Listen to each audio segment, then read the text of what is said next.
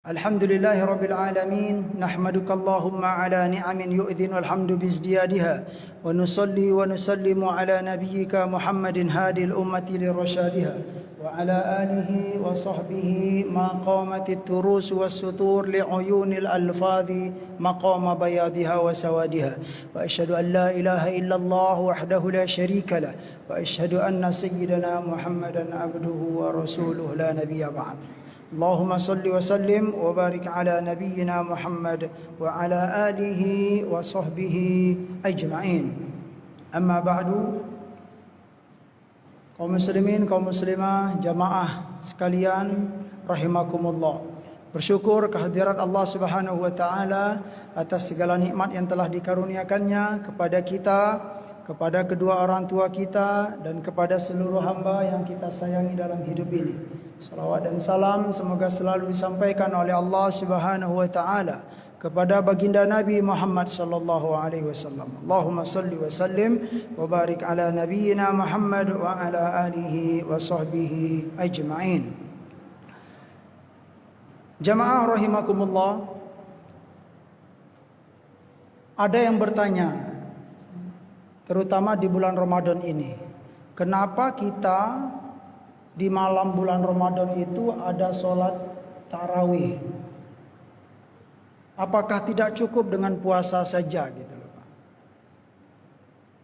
Nah, jawabannya ternyata ini ada hikmah Bapak Ibu yang dimuliakan oleh Allah Subhanahu wa taala. Hikmahnya apa? Kalau ada seorang hamba, jika seorang hamba diberi kemampuan oleh Allah Subhanahu wa taala bisa berpuasa, mampu melakukan puasa di siang hari, itu secara otomatis dia telah diberi kekuatan oleh Allah Subhanahu wa taala untuk qiyamul lail, untuk melakukan ibadah-ibadah sunnah di bulan Ramadan terutama.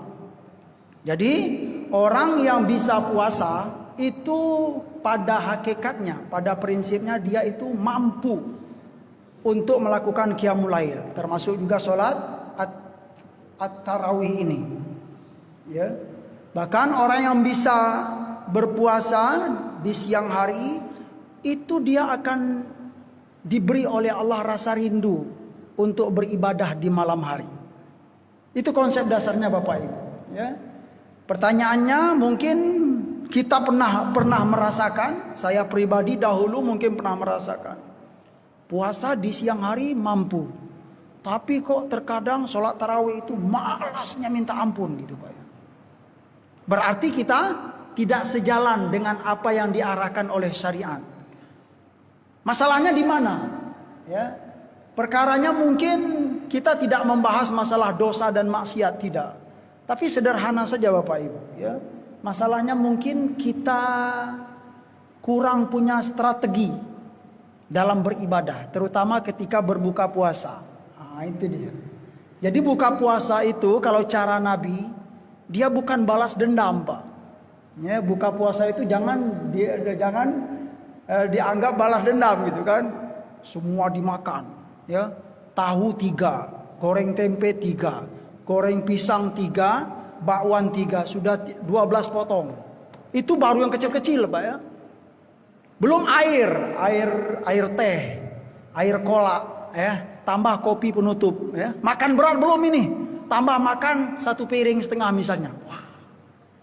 Pas dengar adzan Isya bagaimana kira-kira? Allahu Akbar, Allahu Akbar.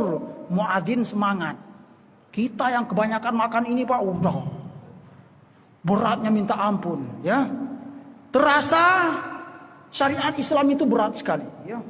Betapa beratnya agama ini, ya kan? Dia punya kesimpulan begitu. Berat sekali agama ini, ya kan? Siang nggak boleh makan, ya. Malam beribadah banyak-banyak lagi. Jadi jangan disalahkan syariat, ya. Sebenarnya kalau kita menjalani ya, apa yang dicontohkan oleh Nabi, itu akan merasa nikmat sekali Bapak Ibu, ya. Orang, jadi kesimpulannya siapa yang ingin merindukan sholat malam, siapa yang ingin rajin-rajin sholat malam, ingin menjaga sholat malam, ya, atau qiyamul lail, atau beribadah amal ibadah sunnah yang lainnya, Yang merindukan itu coba puasa di siang hari. Itu konsepnya. Dasarnya begitu. Pertanyaannya juga, saya kok nggak suka ya sholat malam itu. Lihat puasa kita. Jadi dia punya kaitan, Pak. Kalau kita suka puasa, insya Allah kita akan diberi oleh Allah rindu, ya, kerinduan dalam hati itu untuk beribadah malam. Kalau kita pernah bertanya, kok saya nggak rajin, kok saya nggak merasa nikmat, ya, qiyamul lail itu, puasa kita. Itu konsep. Baiklah Bapak Ibu, poin yang kedua yang ingin kita sampaikan di kesempatan yang mulia ini yaitu tentang sholat tarawih ini. Sejarah bagaimana sih dari zaman Nabi sampai zaman sekarang tarawih itu? Nah, ada dalam sebuah kitab Syarah Al-Muwatta karangan Imam Az-Zarqani, ya. Penjelasan ini juga disebutkan juga dalam syarah kitab Fathul Bari, syarah kitab Sahih Bukhari yang berjudul Irsyadus Sari, ya, karangan Imam Al-Qastalani. Dalam syarah Muwatta Imam Az-Zarqani beliau berkata, "Dzakara Ibnu Habib annaha kanat awalan 11 wa kanu yutiluna al-qira'ah fathaqula 'alaihim, ya, fakhaffaful qira'ah wa zadu fi 'adadir raka'at fakanu yusalluna 20 raka'atan ghaira syafa' wal witir bi qira'atin mutawassithah." Sampai situ dulu. Ibnu Habib, Ibnu Habib berkata, tarawih itu pada awalnya di zaman Rasulullah hidup, ya, itu dilakukan 11 rakaat. Yang mana 8 rakaat tarawihnya, kemudian 3 witir. Itu pada mulanya. Sekalipun syariat tarawih ini bukan di zaman Rasul, ya. Pada mulanya apa? Malam pertama Nabi sholat berjamaah, ya kan? Malam kedua Nabi juga hadir di masjid. Malam ketiga Nabi juga sholat berjamaah, sholat malam, ya, setelah sholat Isya pada waktu itu. Malam keempatnya Nabi tidak keluar. Nah, setelah para sahabat semua ngumpul, ya, mana Nabi nggak keluar gitu loh. Kita sudah siap-siap nih sholat, sudah 3 malam ini. Itu mula-mulanya, Pak. Tahu-tahu sengaja memang Nabi kita tidak keluar. Kemudian subuhnya beliau sholat seperti biasa. Setelah subuh beliau menyampaikan kepada para sahabat sekalian, ya, aku takut gitu kan, ini diwajibkan atas kalian, ya, sedangkan kalian nanti tidak mampu untuk melakukan selama-lamanya. Jadi sengaja Nabi hanya cuma 3 malam saja dalam penjelasan riwayat tersebut, ya. Tetapi setelah itu Nabi membiarkan, ya, para sahabat, ya, sholat, ya, qiyamul lail, ya, sampai bertahun-tahun, ya. Kalau dalam sejarahnya Nabi mendapatkan bulan Ramadan itu sebanyak 9 kali, Pak. Setelah itu beliau wafat. Begitulah, ya, gambaran sejarahnya. Tapi yang ingin kita sampaikan tentang rakaat sholat tarawih ini, mula-mulanya itu 11 rakaat, ya. Tetapi bacaan Nabi itu panjang sekali, Pak. Jadi dalam penjelasan itu fayutilunal qira'ah fathaqula alaihim, ya. Bacaan di zaman Rasulullah dan sahabat-sahabat yang mengikuti beliau itu sholatnya cuma 11 rakaat, tapi bacaannya panjang. Yutilunal qira'ah. Dalam sebuah riwayat dikatakan bacaan sholat malam Nabi itu, ya, ini sebagai gambaran 1 rakaat itu, Pak, beliau membuka dengan surat Al-Baqarah itu, rakaat pertama itu 100 ayat. Baru ruku. Kalau kita cek 100 ayat itu sekitar 7 lembar, Pak. Jadi kalau kita pakai sholat 11 rakaat begitu, ya, harus 7 lembar 1 rakaat baca, Pak. Gimana? Kira-kira kita coba di sini, Pak. Jangan Pak Ustaz gitu. Musyawarahin dulu gitu, jangan gitu. Ya, tetapi jangan khawatir Bapak Ibu, ya. Apakah kita tercela? Tidak. Ternyata bacaannya panjang sekali. Fathaqula alaihim. Para sahabat yang hidup zaman waktu itu, ya, merasa berat juga. Jangankan kita ke zaman sekarang, para sahabat pun kewalahan gitu kan. Gitu, ya, panjang sekali, ya. Fathaqula alaihim, berat terasa bagi kaum muslimin pada waktu itu. Fakhaffaful qira'ah, ya, lalu dikurangi bacaan imam, dikurangi, tetapi bacaannya dikurang, rakaatnya ditambah. Wazadu fi adadir rakaat, ya. Dikurangi bacaan tetapi ditambah rakaatnya. Ya, ditambah rakaatnya, fakanu yusalluna 20 rakaatan, ya. Ghaira syafa' wal witir. Ditambah rakaat menjadi berapa? 20 rakaat. 20 itu selain syafa' dan witir. Syafa' dan witir itu ya mungkin kita harus mengingatkan kembali kepada kaum muslimin semua. Salat witir itu 2 model. Ya Pak ya? 2 model. Yang pertama bisa 2 rakaat salam, kemudian 1 rakaat ya salam. Atau kalau kita di sini langsung 3 Pak ya? Boleh. 3 rakaat 1 salam, boleh ya. Yang melakukan 2 rakaat dahulu, kemudian salam, kemudian 1 rakaatnya salam. Yang 2 rakaat itu disebut dengan sholat syafa'. Bukan witir ya. Itu bukan witir, tetapi syafa' namanya. Ya, kalau witir dia ganjil ya. Nggak mungkin kalau secara bahasa witir itu ganjil ya kan, sedangkan 2 rakaat kita lakukan, bukan. Jadi secara istilah yang 2 rakaat pertama itu adalah syafa' namanya. Yang 1 rakaat itu baru witir. Nah, itu jadi 20 rakaat selain syafa' dan witir, berarti 23. Itu cara kedua. Yang pertama 11 ya, 8 kemudian 3. Yang cara kedua 20 kemudian ditambah 3 ya. Setelah itu dikurangi lagi. Fa khaffaful qiraah wa ja'alur raka'at 36 raka'atan. Ya Pak. Setelah 23 itu dikurangi lagi.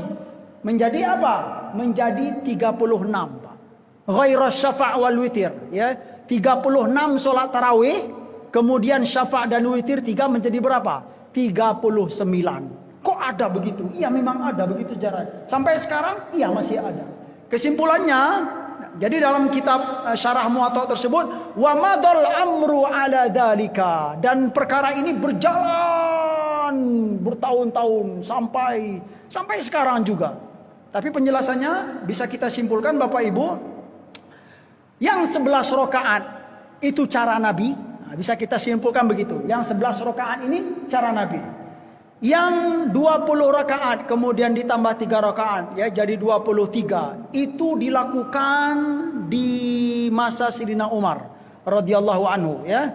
Di masa Sayyidina Umar itu berapa? 23. Terus yang 36 ditambah 3 ini kapan itu Pak Ustaz gitu kan? 36 ditambah 3 rakaat itu ya dilakukan oleh penduduk Madinah ya secara khusus setelah zaman Sayyidina Umar. Ya, sampai sekarang begitu. Bapak-bapak kalau ingin sholat tarawih 36 silakan pergi ke Madinah. Ya. Dan itu berlaku sampai sekarang. Dan amalan ahlu Madinah itu. Jadi ini disebutkan dalam hukum Islam, dalam syariat Islam, dalam ilmu fikih. Yang sholat tarawih 36 dan ditambah 3 rakaat itu disebut dengan amal ahli Madinah. Dan itu dalam usul fikih dijadikan sebagai sumber hukum. Diperbolehkan, bukan bid'ah, bukan haram ya, karena memang itulah yang dicontohkan oleh ahlu Madinah ya. Tetapi memang sumber hukum untuk amal ahli Madinah ini tidak semua madhab yang pakai ya.